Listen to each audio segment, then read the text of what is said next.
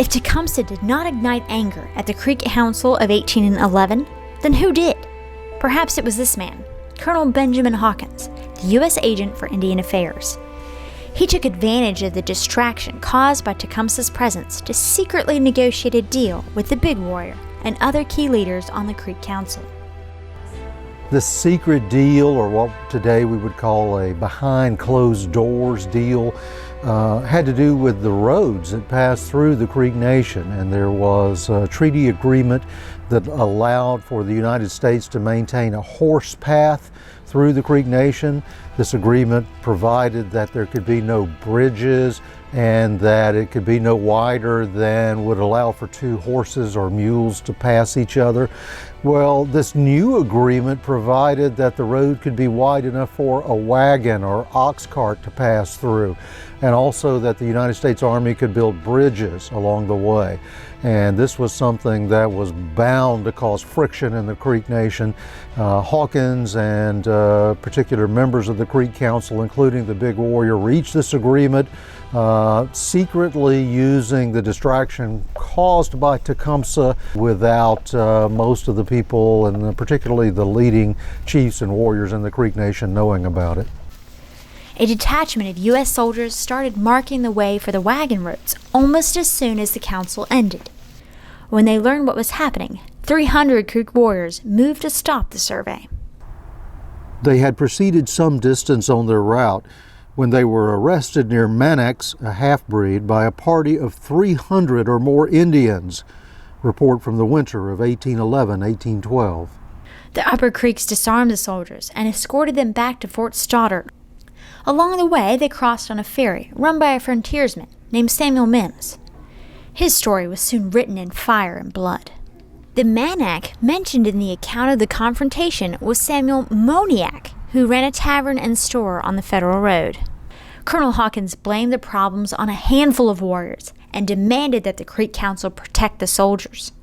The road work went forward, but opposition grew to both the U.S. agent and the council members. The leader of the opposition was someone so unexpected that neither Hawkins nor the Big Warrior foresaw his rise. His name was Josiah Francis.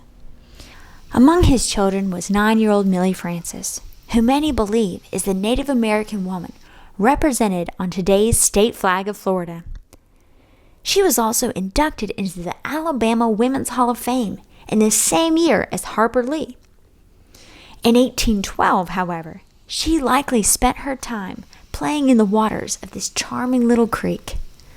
This is a magical place. It's beautiful, and you can imagine her imagination ran wild, and this is where she learned how to ride horseback and got very good at it.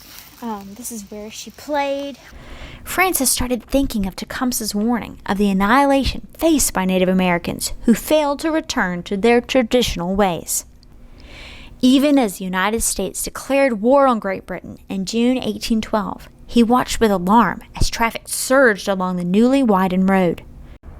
Josiah Francis was really an interesting individual. He was fairly well-to-do, but he, what we would say today, got religion. He set fire to his own home. He set fire to his barns and his trading post. He slaughtered his livestock. He basically took the talk of the prophet and soon became a prophet himself. He had conversations with the master of breath. He had visions. He began to see that unless the Creek people changed their ways, unless they returned to the ways of their ancestors, they were going to be overwhelmed by white civilization. They were going to lose not just their way of life, but their lives themselves. And so he moved up among his people. He developed a new home at a place called the Holy Ground, Ikanachaka, and there he began to build a new village. He began to teach a new way to live. He became a prophet. They called him the prophet, the Alabama prophet, or the new-made prophet, and he began to develop a following quickly in the Creek Nation. A trickle and then a flood of Creeks rushed to the Holy Ground in the winter of 1812 to 1813. They knew that Tecumseh's brother, the Shawnee prophet Tenskwatawa, had suffered defeat at the Battle of Tippecanoe. But they listened to the new-made Alabama prophet, and joined him in dancing the dance of the Indians of the Lakes. Their numbers grew from dozens to hundreds and eventually thousands. One by one, the Upper Creek towns raised the red pole to show their alliance with the Prophet Francis.